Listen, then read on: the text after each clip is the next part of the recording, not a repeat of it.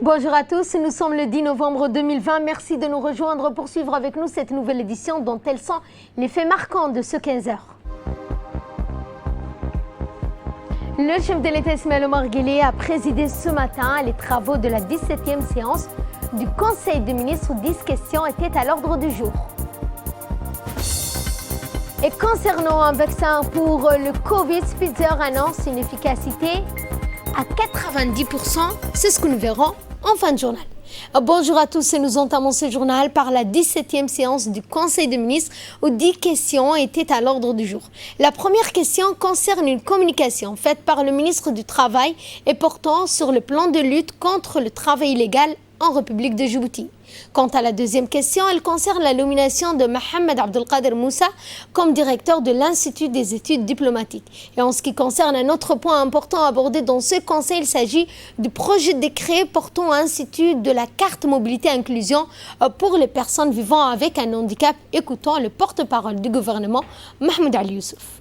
Bismillah ar-Rahman ar-Rahim, sous la présidence du chef de l'État, son Excellence M. Ismaël Omar Guelleh, s'est tenue la 17e séance du Conseil des ministres en ce mardi 10 novembre 2020. Était inscrite à l'ordre du jour 10 questions. La première question concerne une communication faite par le ministre du Travail sur le plan national de lutte contre le travail illégal.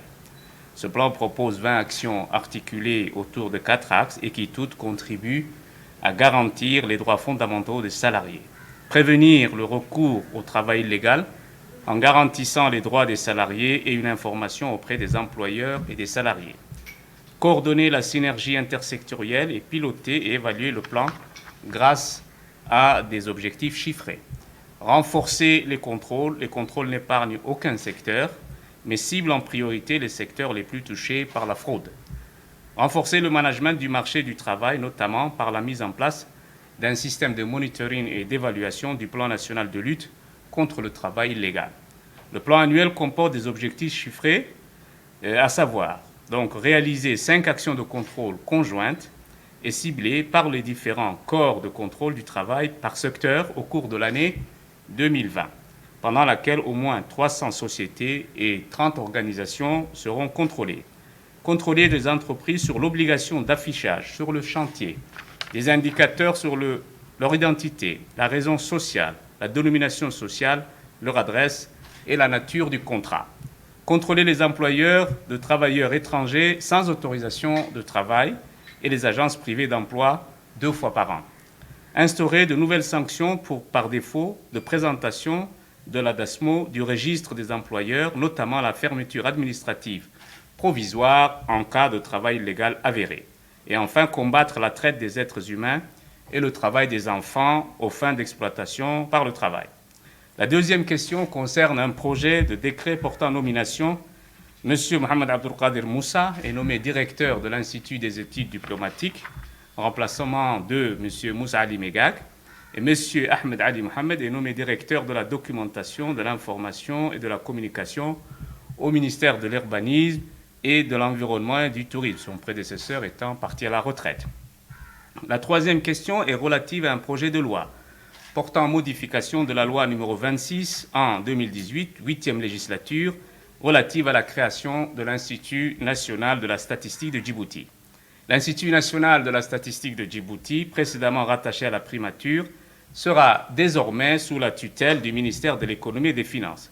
Cette modification poursuit un triple objectif: changer la dénomination de l'Institut, donc un premier élément, rattacher l'Institut au ministère compétent, qui est le ministère de l'Économie, et modifier l'organisation de l'Institut afin de renforcer les activités menées et d'élargir son périmètre d'action. L'Institut est désormais dénommé l'Institut de la statistique de Djibouti et abrégé AISD. La quatrième question est relative à un projet de décret portant nomination des membres du conseil d'administration de l'Institut national de la statistique de Djibouti. Conformément à la loi numéro 56 de l'année 2019, 8e législature, portant régime juridique des établissements publics administratifs, et la loi numéro 26 en 2018, 8e législature, relative à la création de l'Institut national de la statistique de Djibouti, la désignation des membres du conseil d'administration de cet institut doit faire l'objet d'un décret délibéré en Conseil des ministres. Le présent décret vise donc à désigner les membres du conseil d'administration de cet institut. Et donc, ce décret délibéré en conseil sera adopté et a été adopté donc, dans ce sens-là. Nous parachevons donc à travers cette adoption la mise en place d'un institut performant, efficace, répondant aux besoins d'information du pays. La cinquième question concerne un projet de décret portant institut de la carte mobilité inclusion. L'Agence nationale des personnes handicapées a pour objectif de promouvoir la participation, l'intégration et l'égalité des chances des personnes handicapées dans tous les domaines de la vie sociale. À cet effet, elle a pour mission de coordonner l'ensemble des initiatives nationales en faveur des personnes handicapées pour mener des actions de plaidoyer pour la prise en compte de la question du handicap dans tous les secteurs, mais aussi d'assurer une prise en charge et un accompagnement adapté aux besoins des personnes handicapées. Ainsi, pour garantir aux personnes handicapées l'accès aux prestations d'aide sociale, l'accès aux soins de manière générale aux différents services de l'État, l'agence a mis en place une carte mobilité inclusion.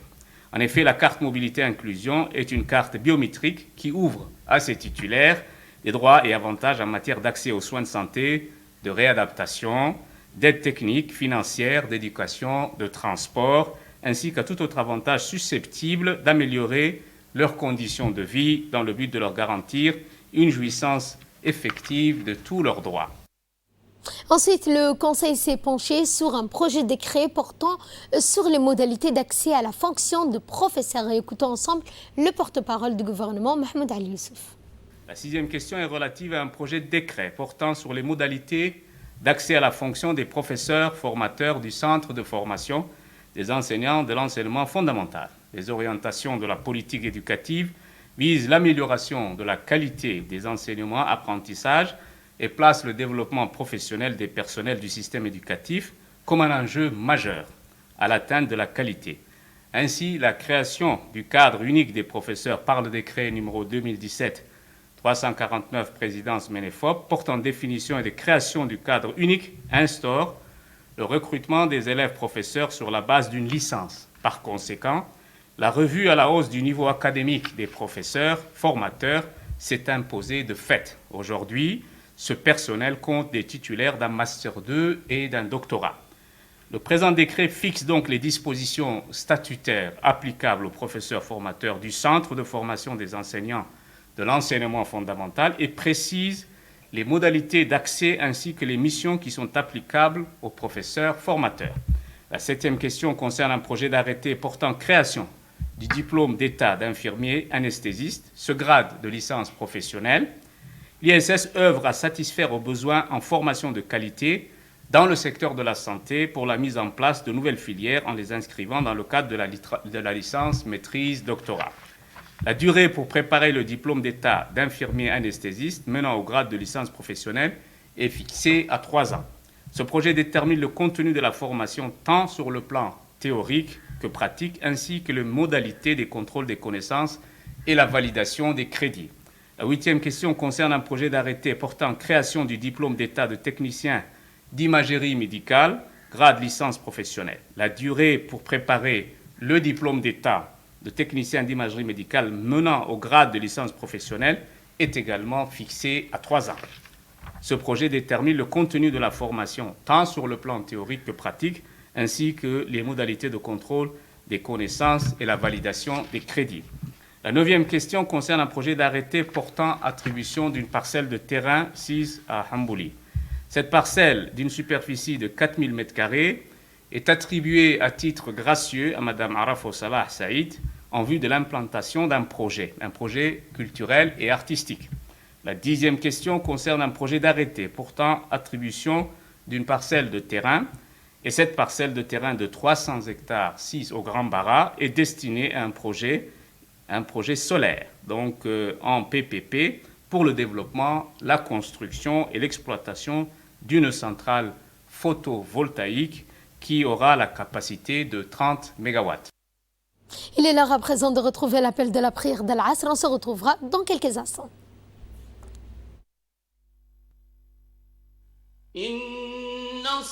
الصلاة كانت على المؤمنين كتابا موقوتا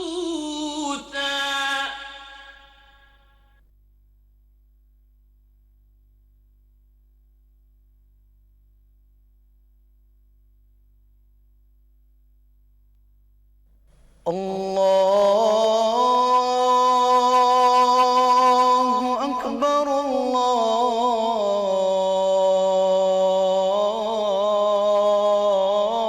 الله أكبر الله أكبر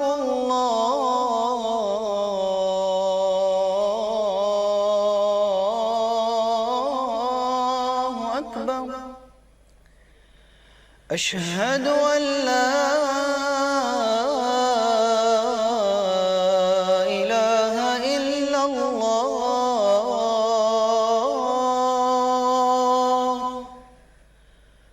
أشهد أن لا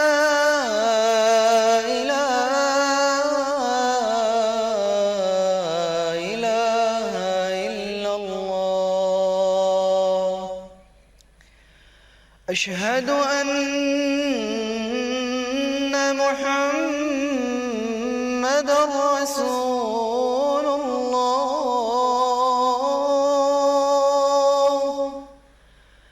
أشهد أن محمد رسول الله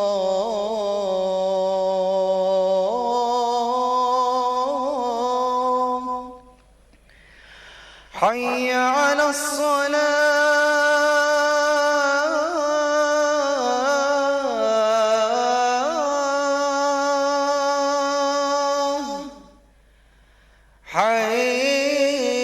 حي على الصلاة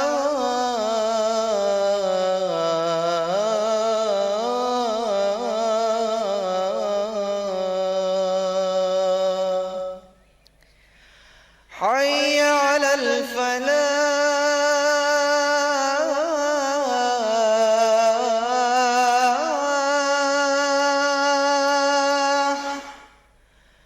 حي على الفلاح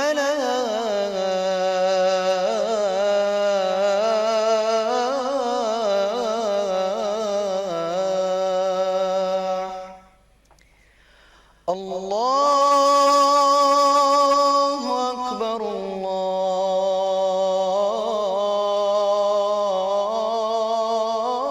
الله أكبر لا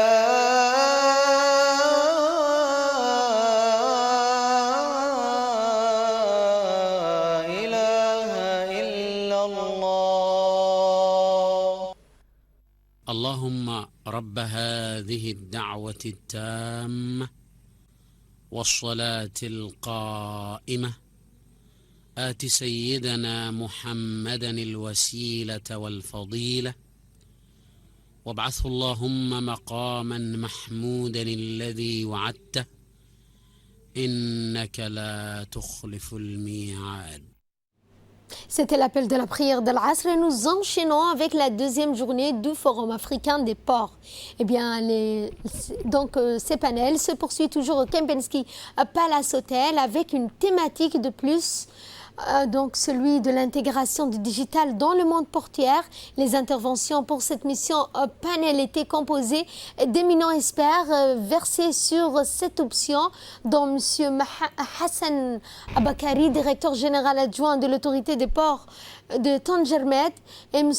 Ben Van Spenger, le chairman de l'optimisation des appels des ports de Task Force International, Han Rook, le chairman de l'Association internationale des systèmes communautaires portuaires en Angleterre, et Warsama Mohamed Guiré, CEO du système communautaire portuaire de Djibouti, Yann Alix, délégué général du fond de la fondation, et des discussions donc ont porté sur la digitalisation des ports et des bienfaits intarissables du numérique dans l'écosystème portière. Et en marge de cette deuxième journée des travaux du Forum africain des ports, le ministre éthiopien des Transports, M. Awal Wagri, s'est réjoui de participer à ce Forum africain aux côtés des responsables des différents ports africains et entités chargées des transports de la logistique. Les pays riverains, a-t-il dit, de la mer Rouge et les pays enclavés ont participé à ce deuxième Forum africain des ports. Au total, une centaine de délégations sont là aujourd'hui. Eh bien, rappelons que c'est le deuxième jour de ce forum, eh bien, les experts techniques travaillent d'arrache-pied pour finaliser la fin des recommandations. Et des recommandations vont sortir de cette réunion que nous allons valider au niveau de notre institution. Et par ailleurs, nous allons entrer dans une phase d'application de ces recommandations.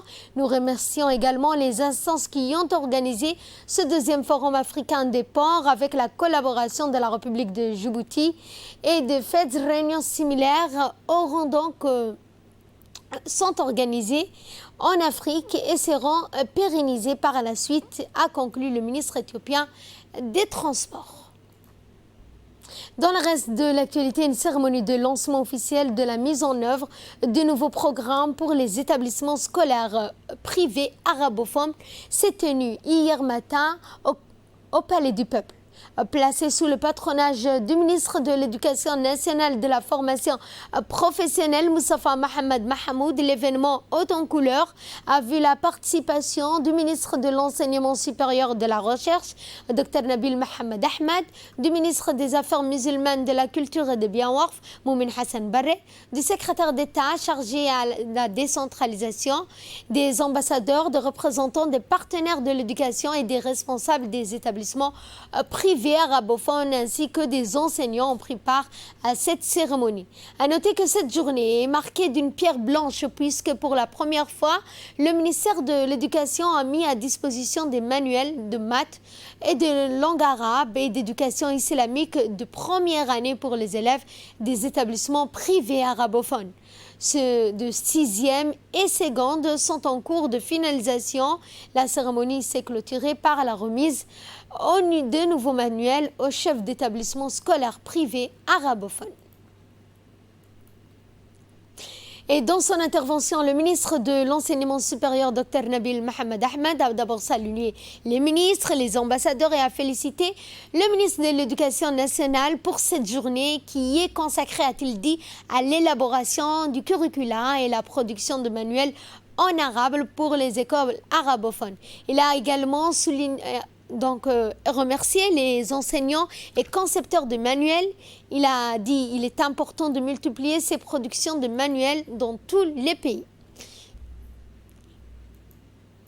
Quant au ministre des Biens Waqf, il a félicité le MENFOP et le ministre de l'enseignement supérieur pour les efforts dans ce programme et pour le développement de la langue arabe à Djibouti. Le gouvernement met tout en œuvre, a-t-il dit, pour le développement de l'enseignement en général et plus particulièrement de l'enseignement en langue arabe et les établissements arabophones doivent appliquer ce programme. Et mon ministère assurera, a-t-il dit, le suivi et le développement de l'enseignement et apportera son appui. Clôturant la série des interventions, le ministre de l'Éducation nationale et de la formation professionnelle, Moustapha Mohamed Mahamoud, a insisté sur la mise en place des supports pédagogiques répondant aux aspirations de notre nation, a-t-il dit.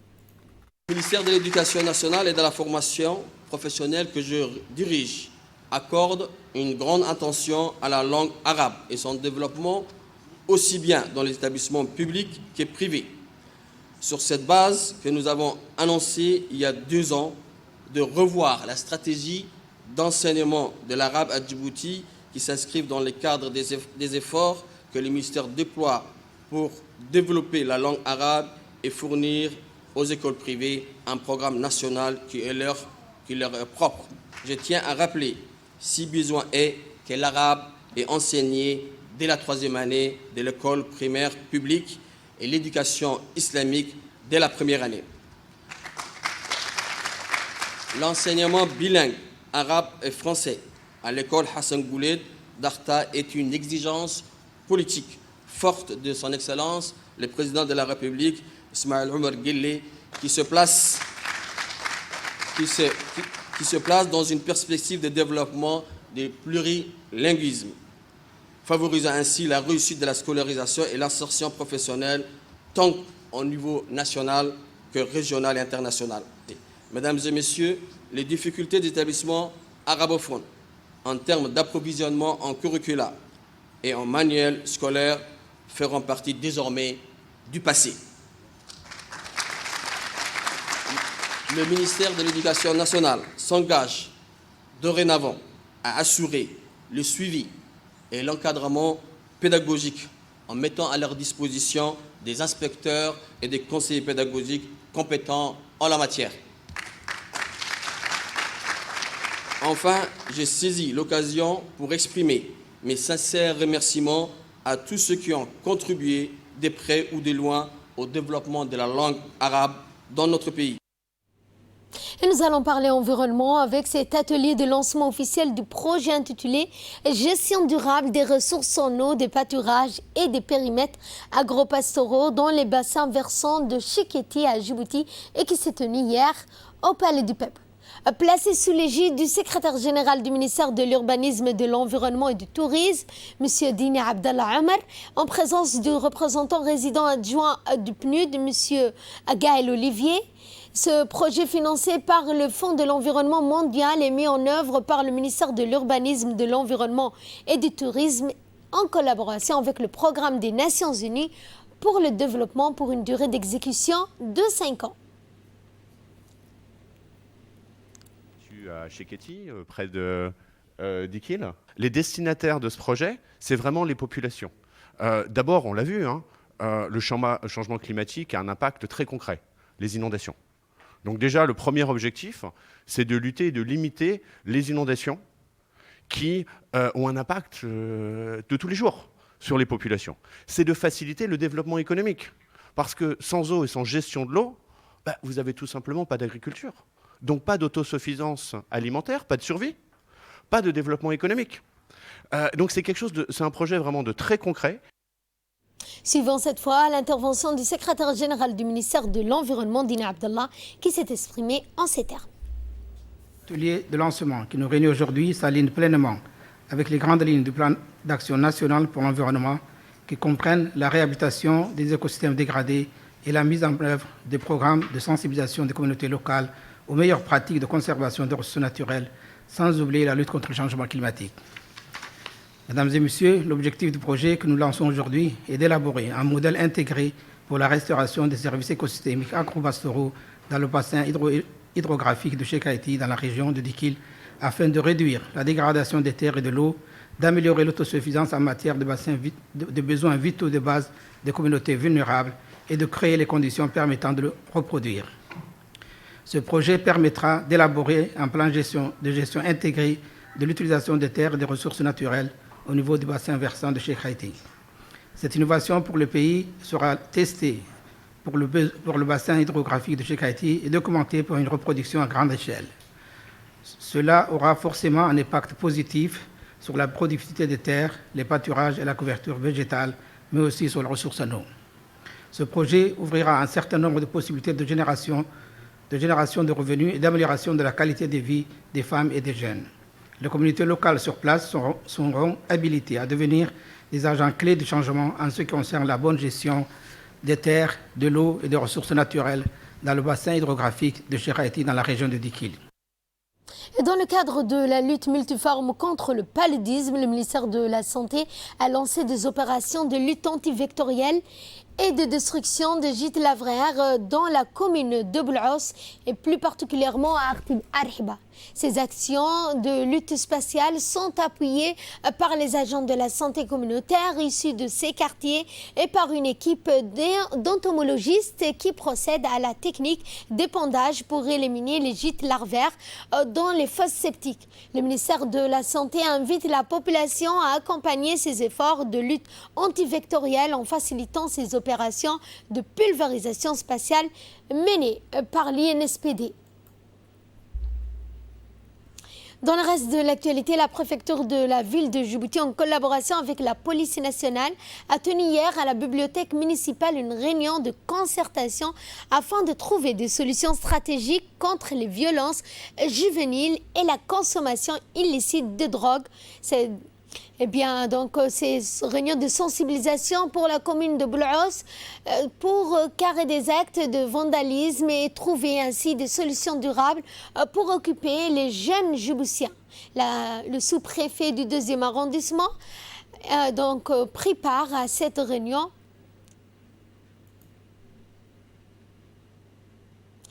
Un tournoi de jeux d'échecs s'est tenu hier au stade de Goulet.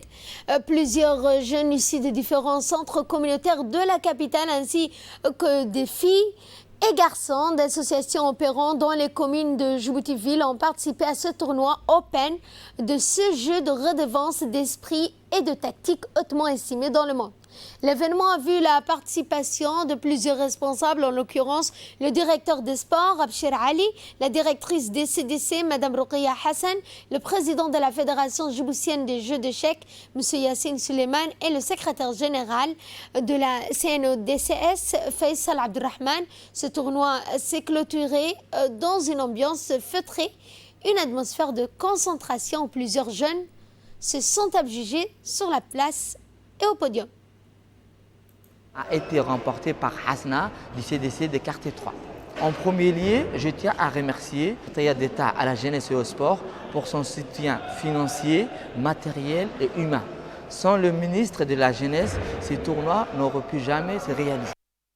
Et de là, nous passons à ce qui concerne le Covid-19 de par le monde. Un vaccin développé par les laboratoires américains Pfizer et allemands BioNTech est efficace à 90% pour prévenir les infections au Covid, ont annoncé ce lundi ces sociétés pharmaceutiques en se basant sur des résultats de leur essai en 3 phases. Selon l'Organisation mondiale de la santé, 10 essais cliniques de vaccins sont actuellement en phase dans 3 de par le monde, dont ceux de la biotech américaine Moderna, de plusieurs laboratoires étatiques chinois et de Britannique AstraZeneca, en collaboration avec l'Université d'Oxford, et sont les premiers à rendre publics ces résultats concernant le Covid-19.